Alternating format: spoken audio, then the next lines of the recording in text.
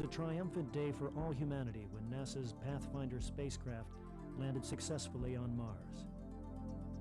When the last transmission was received, the lander had operated for almost 3 times its design lifetime, and the little Sojourner had performed 12 times longer than expected. By all accounts, the Mars Pathfinder mission was a phenomenal success.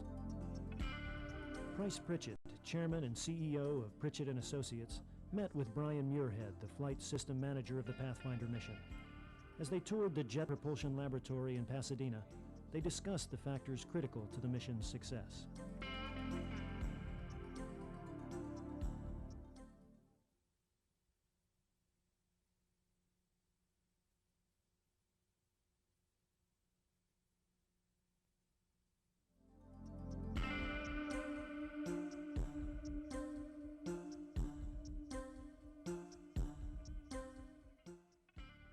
There are so many lessons here that do show the way for American business, for not-for-profit organizations, military, academia. We could go on. And I'd like for us to take some time and just focus in on some of the things that you people did in this particular project. If you look back on it now, and it's still at fairly close range, what would you say is the main message of Pathfinder? Well, I guess for me, the main message was that you take the right group of people and you take a challenging, almost seemingly near impossible job, and they can pull it off. And if you give them the right resources, you motivate them, and again, you don't they're self-motivated. That's the beauty of what made Pathfinder work so well.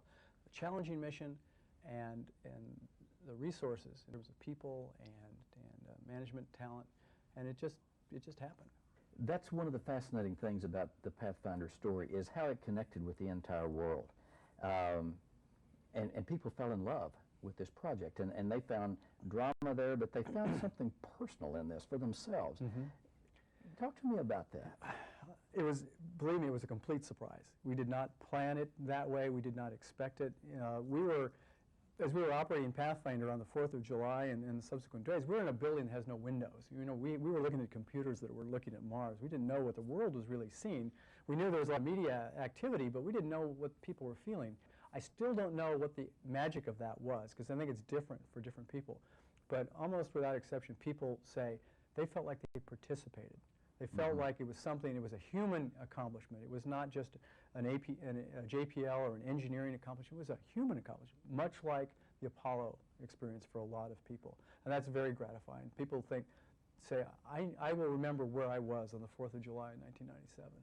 One of the things that so many organizations across the country and across the world find themselves facing these days is a world of change, just transitions everywhere, and they're trying to find their way through this. They're trying to find what is the successful path to the future. And I look at the name that was put on this project, and it makes me curious. I'm wondering, how did Pathfinder get its name? Pathfinder came about as part of another mission, a mission to land a number of spacecraft on Mars to understand the geology of Mars.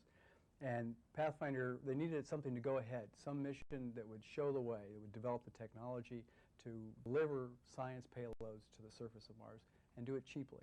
So the first objective of the Pathfinder project was to demonstrate a low-cost way to deliver a science payload to the surface of Mars. Congress said you have $171 million plus the launch vehicle and operations, plus the $25 million for the rover, and that's it. And you can't go over that. We got there in $150 million, which is not bad. The cost cap was a challenge. The fat cat days are definitely over.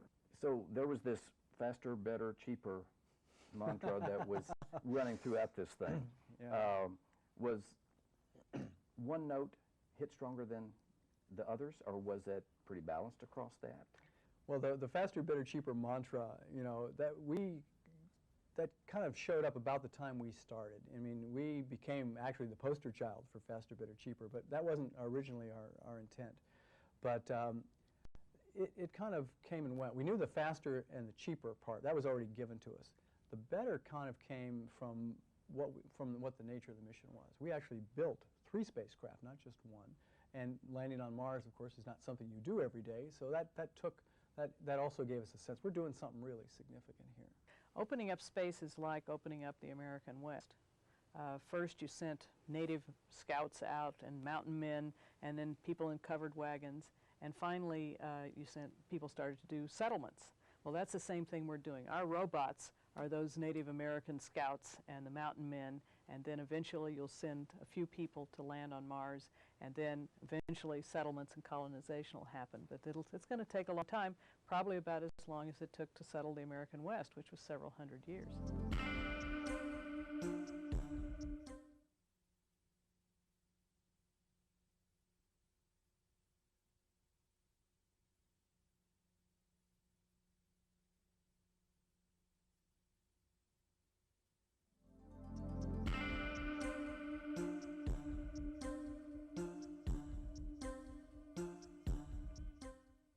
You want the creativity, you've got to have the fresh, innovative ideas, but then you have to capture them and focus them and get the product done on time within budget.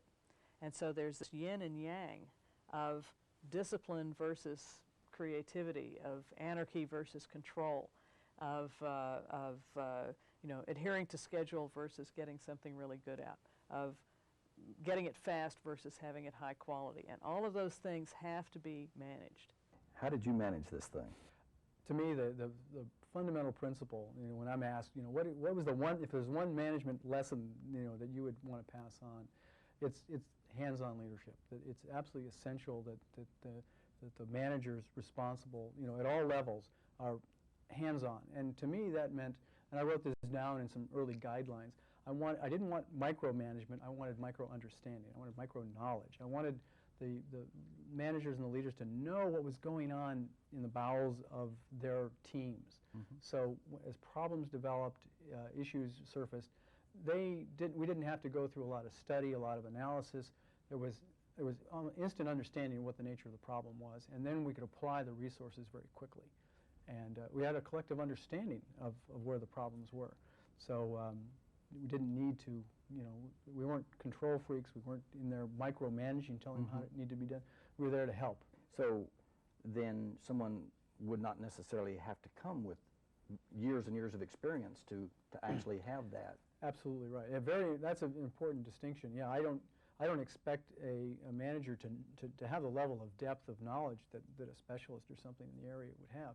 But I do look for their interest, their willingness to go down and understand the nature of the problems that the specialist or the detailed, oriented generalist are struggling with. So it doesn't require a lot of experience as much as it requires a commitment.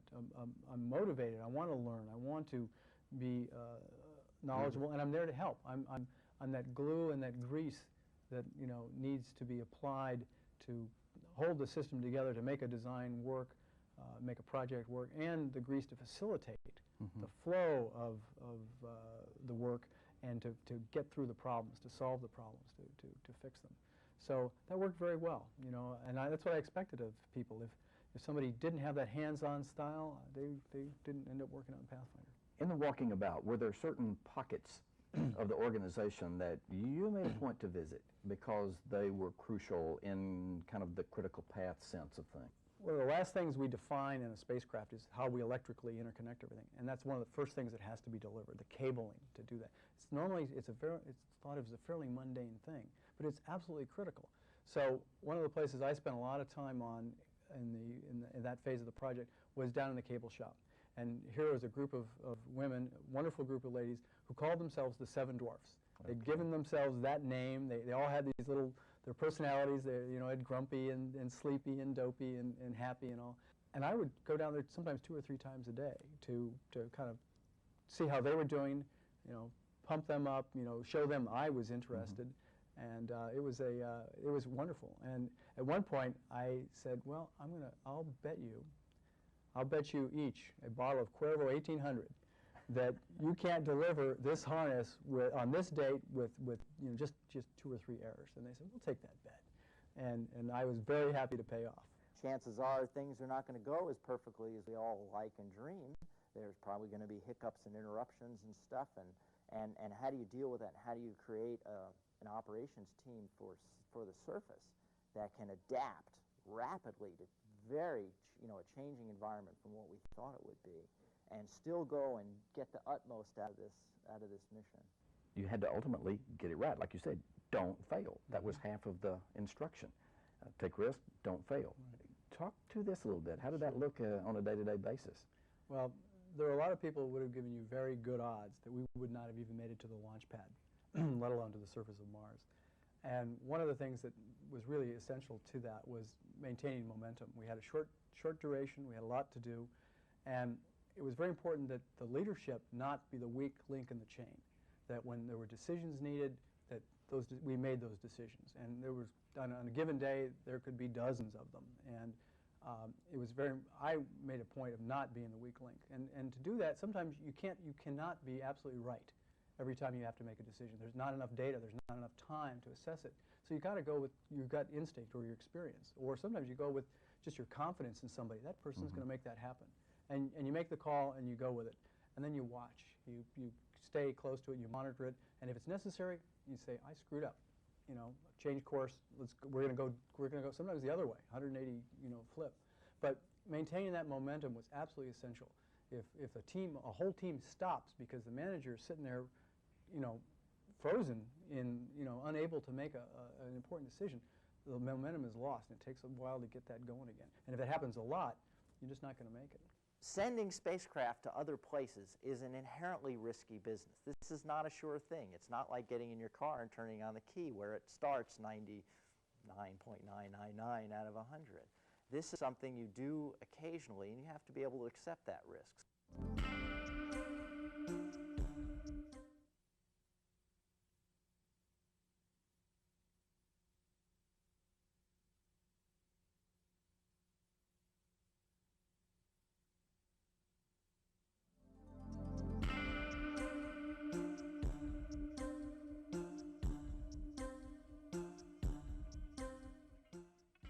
The second thing is trying to do something no one's ever done before, which is land on Mars very cheaply.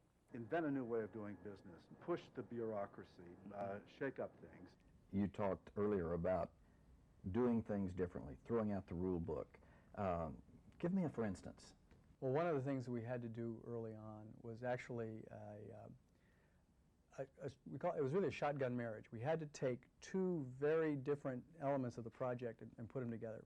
So JPL is a little bit like a feudal kingdom. There's these little fiefdoms, and there's two very important ones. One is attitude control. It controls how the spacecraft flies. The other is command and data, how we communicate to the spacecraft, how we command it on board. Well, we were going to put these two together for the first time. That had never been done before. And the key to doing that was, in fact, co-locating them, taking them out of their home, taking them away from their feudal lords, and make them part of my kingdom. And they became right outside my office. We were able to co-locate about 100 engineers. Hardware, software, electronic testing, systems people, our ground system people, the whole major project team was right there in this co-located space. And that was I'll call it almost a brilliant architectural decision. We made that call, putting all that capability into one processor, into one set of hardware, really allowed us to be very innovative about how we did that. And it was very successful, very cheap by comparison to anything that had been done before. So when we think about innovation, it's not just some new piece of technology or some new piece that we make over here. It's processes. It's how we organize. It can be the architecture of the way people interface. That's right. Absolutely right. Yeah, we talk about architecting in the sense of the hardware. But yeah, we architected the project as in the people senses too. This flat organization, a strong focus on co-location, the management, being down there in the trenches, being close to the action. Those were all architectural decisions. This is the way we were going to do the job. One of the phrases or terms that has surfaced over the recent past has been this concept of hard fun. Is that something that you saw kind of surfacing there in this particular environment? Yeah, the challenge made it fun. I mean, we were doing something that had not been done before. The last time anybody had landed on Mars was 20 years ago, and for a price of about 15 times more than what we had. So, and we had fun. This was, you know, the team felt like a family, and a lot of us were co-located. We were close to each other, and as we worked through on a day-to-day basis, we had a lot of fun, and that was, I think, part of what management needs to do is set that tone. You know, this is a tough job, but we're going to have fun doing it, and we did that. It was working under some very tight constraints. Did that work to your advantage or to your disadvantage? The constraints were at first daunting. You know, NASA came to us and said, we want you to do a planetary mission. We wanted you to do it for fixed price, $171 million, which is the cost of Waterworld. I mean, this is we had to do a NASA mission for the cost of a Hollywood production. 3 years, which is a very fast development time. And of course, they said, we want you to land on the surface of Mars, which of course raised the ante quite a bit.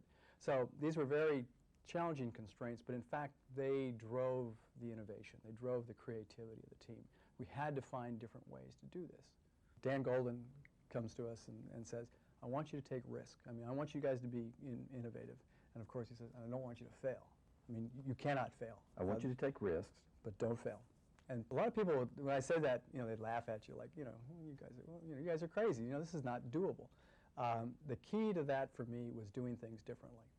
And doing things differently meant you throw out the rule book, you be very creative about how you do things. And obviously, we had to empower people. But you can take risks if you're smart about them. If you've got a new way of doing something, for example, you know, the airbag. That was a risky approach. We were going to land on the surface with a whole new technology, but we tested it. We demonstrated it. We pushed it to its limits and beyond. We knew where its limits were, so we took risk with a new idea, but we made sure it would be successful. We started off being very, very afraid. I mean, we all had butterflies all the time. We were constantly on the edge of thinking that this was going to fail. We did some tests that failed miserably on us. Initially, we thought, oh, if this is the way it's going to really work on Mars, we'll never get there. And we had to go back, redesign it in a hurry, come up with new configurations and test those over and over and over again, iterating where there was no such thing as failure. And especially someone like Brian Muirhead, you know, he never gets depressed. He just says, do it, fix it, go on, go on. I want to see new design by Monday morning.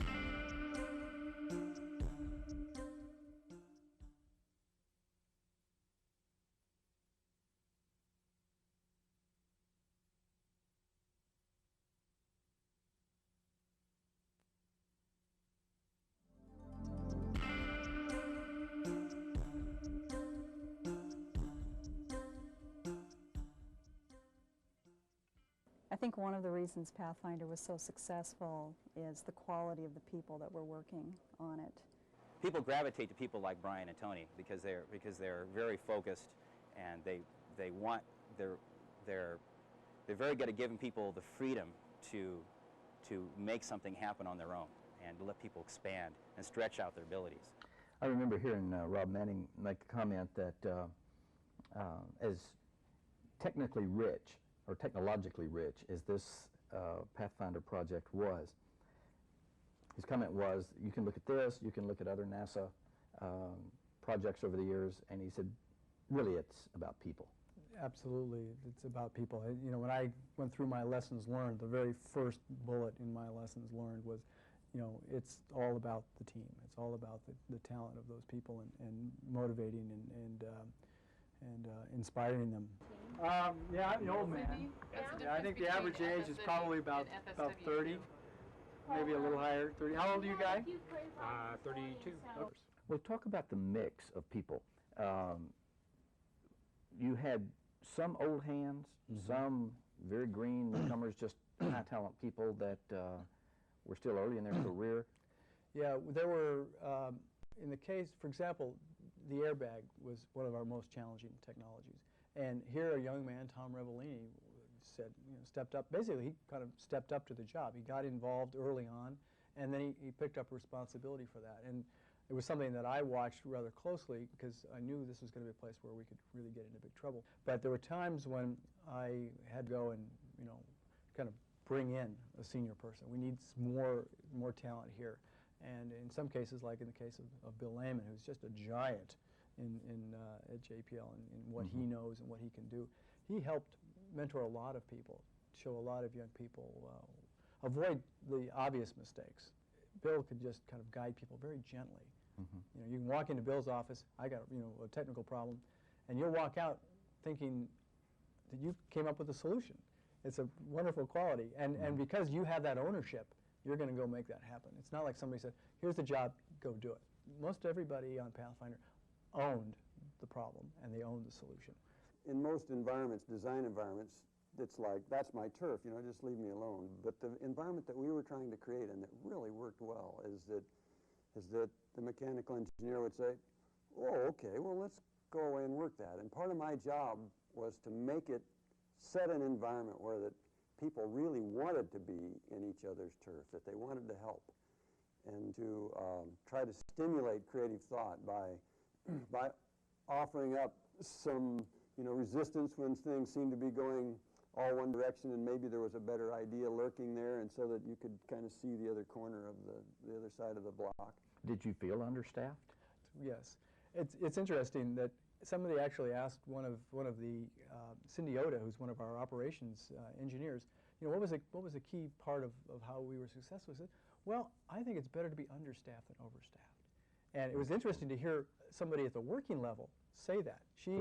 This was not a management person saying this. That's exactly right. This was not a management tool to get more out of people. This was actually a worker saying, it's better for me. I enjoy the environment. There are more opportunities. There's more challenges. I feel like I'm at a higher level of efficiency and effectiveness, knowing that, you know, I've got a bigger piece of the pie. I've got more. There's a little bit more to do here than maybe I can comfortably do. But I'm going to rise. I'm going to stretch, and without exception, people did that. On Pathfinder, there are only 3 of us. Not nearly enough to divide into sub-teams by the number of different tasks there are to be done. And so we're basically cross-functional. We've just gone in from the beginning and said to the extent of our abilities, all 3 of us are going to know how to do the same things. And for me, that's been great, and that's part of the reason why I went to Pathfinder to begin with. I wanted to get as much experience in fields outside of what I had worked on so far at JPL as I could, and this mission was really a great opportunity for that. Give me an example of someone who filled a gap, who rose to the occasion, who grew into that space that was bigger than them. Well, there's one of my favorite stories is about David Gruhl, a young man, a mechanical engineer. We hired him to work in the test bed area, and this test bed is electronics. Well, he was going to do the mechanical operations of electronics. Well, as some people, we lost some people, and this, you know, just people, you know, during this period of downsizing, some people were actually leaving the lab. They're worried about where it was going. And so we lost a key electronics hardware guy. Well, Dave said, well, I can do that, you know, and I know basically, you know, I know how to do electronic circuits, and then we lost a software guy, and he stepped into a key software role. He eventually became the manager. This is a young man less than 30, he's probably 28 or so. Became the test bed manager. He was one of the most critical persons to validating all the electronic hardware and software, and he's just a graduate with a mechanical engineering degree. He just grew to fill the holes as they developed. Everybody on Pathfinder wears numerous hats, which is what makes this project so exciting. So yeah, I'm in charge of the test bed. We work on scheduling. We set up all the tests that they're going to run, all these ORTs. We hide it so that no one can actually see the way we're going to set it up. So that's the most exciting part about it. Then we're flight directors, so we actually run the sequences. We design sequences that are going to run in the spacecraft. Keep an eye on fault protection. That's another thing that I have under my hat, in addition to all the other stuff, to make sure that if we have the right parameters established so we don't declare faults erroneously, and we properly protect ourselves from anomalous occurrences on the spacecraft. People don't think of engineering necessarily as a creative profession. It is an extremely creative profession. And I think that's what attracts, you know, a lot of people to it. It's a chance to solve real problems and create things. You know, this is what we built. What Mars Pathfinder is now a monument to human engineering and ingenuity as it sits on Mars right now.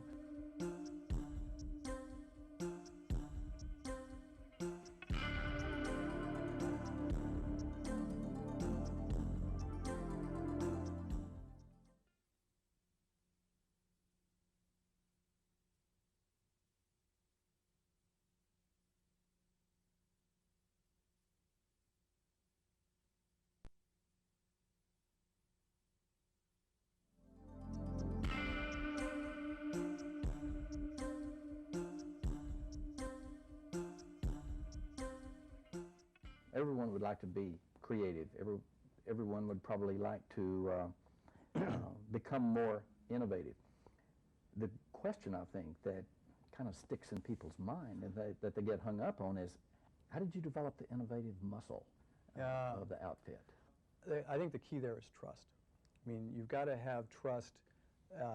The working team has to trust the managers, that they can bring a problem to the managers and the managers aren't going to take their heads off, and vice versa. The management team has to have people that they can trust, that they can give the responsibility and the authority to make things happen.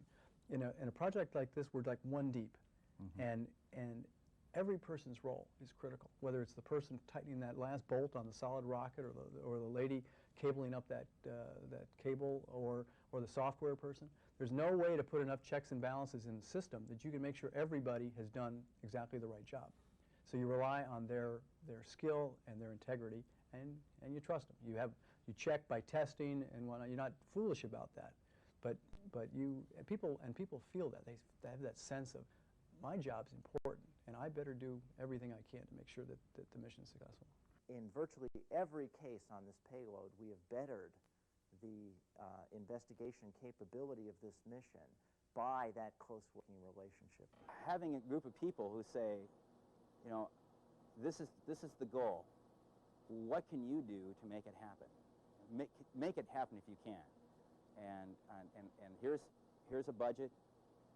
Invent what you need to invent in order to solve this problem. And amazing how people blossom. And we found people everywhere blossoming to do things that they never thought they would do. With all of these money pressures and the money consciousness that everyone has, and that American business and all organizations across the country, it seems like, feel these days, what kind of flanker support did you have in this financial realm? Well, I managed to hire a young man who became my financial manager on the flight system side, which had the biggest chunk of the money. And this was a case of bringing in a person with a financial administrative background who became my right-hand person. He took the responsibility for managing the accounts. He knew where the money was. He went out, and he did much more than that. He went out and talked to the engineers. He went and talked to the other managers. And he brought back to me where the financial problems were, where he collected the liens. So he managed to allow me not to have to focus on the details of the financial system, but in fact just on the where the problems were, where the liens were, where the extra money was too. You know, people were, if there was underused funds, he could go collect that, and the engineers would give it up, and he helped keep the balance. And I was confident that I knew where our financial state was at any one time, which was essential for me to make those other calls when I'm going to apply reserve, I'm going to use money. I needed to know how much I really had and not be surprised. Did they fight over money? Did they, was there a sharing sense? What did you see going on? This was actually a high point in my memory of Pathfinder. Typically, when you're in a tight money situation, everybody has got their separate little pot of money, and they're guarding it very jealously. And when somebody else is in trouble, they say, well, I don't want to get too close to him, because he's going to be eating up some of the reserves. And but we created an atmosphere. I worked very hard to create the atmosphere where the management, we're all in this together. And if one guy is in big trouble fiscally, technically, and eating up money, he can take us all down. We've got to find a way to bail that person out. So at one management meeting, I remember me telling this story about how much trouble we were in at this particular juncture. I said, have we got any underruns? Have we got some money that you guys can give back? And the typical answer is lots of excuses. It's like, no, I got all this, and all this. And it was wonderful to see the propulsion guy, Jay Dunsh. Well, I'm underrunning here. I can give you money from this. And then next, the telecom guy said, telecom woman actually said, yes, I think we're underrunning here. We can release some money. We can give it back to the project. And that helped me deal with this other subsidy. And it didn't happen just once. It happened multiple times. And I remember in particular one of the managers in that meeting coming back to me later and saying, that was wonderful experience. I mean, that sense of trust and sharing that we had there really allowed us to get through some tight spots.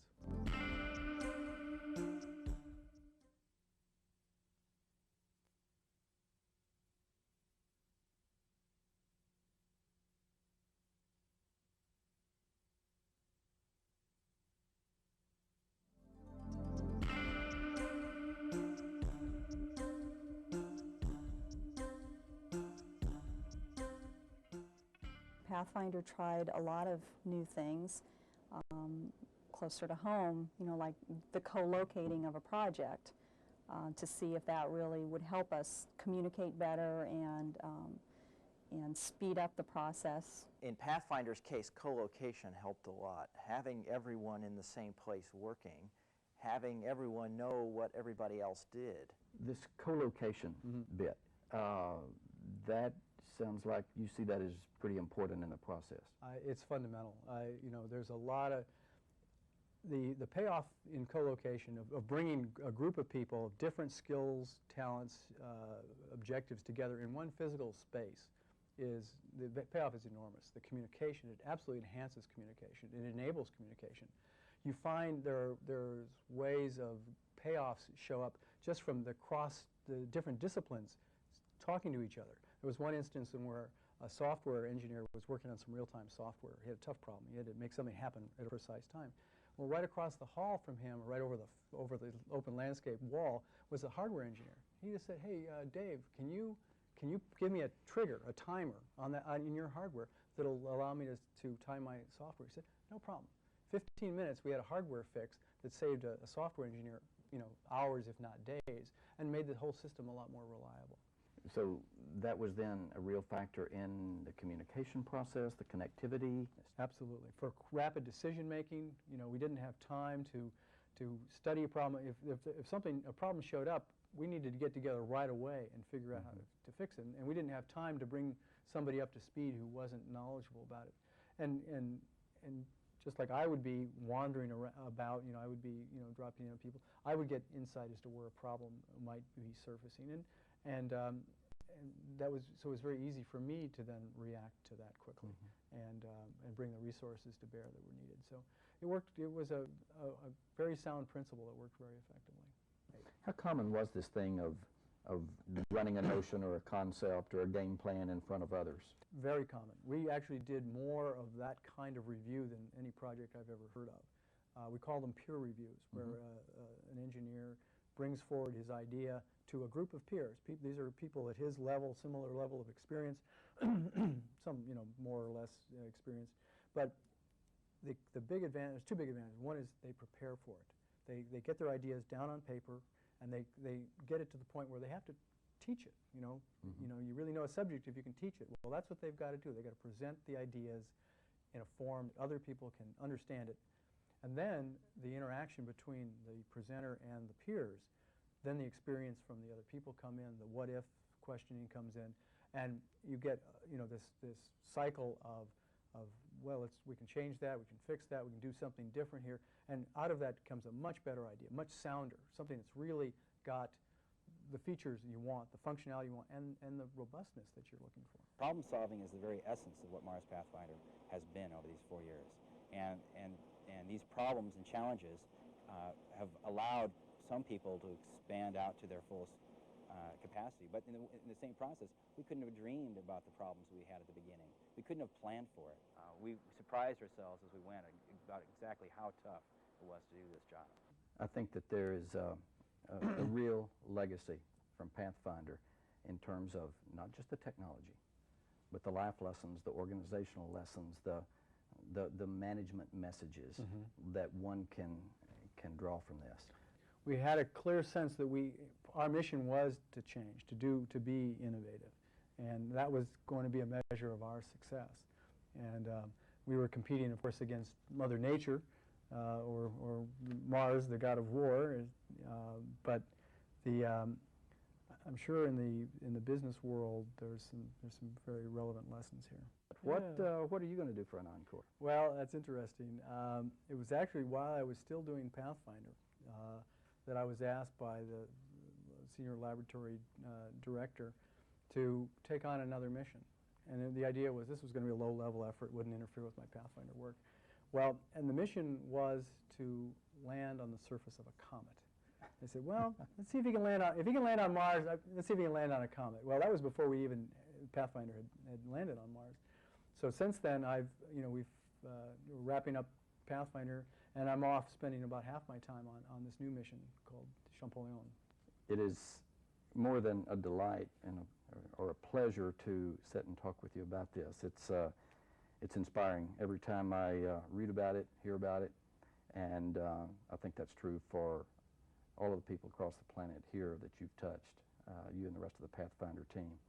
And we just want to stay close to you as you head toward the comet. Okay? Thank you, Bryce. It's been a lot of fun, believe me. Thank you.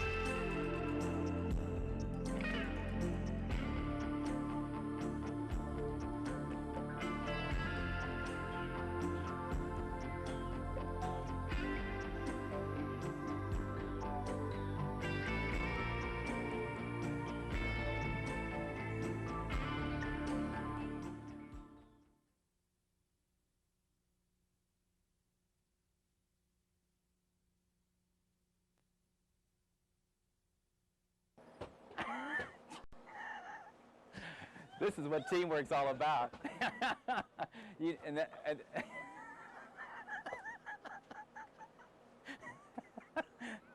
Oh, I love my team. What can I say?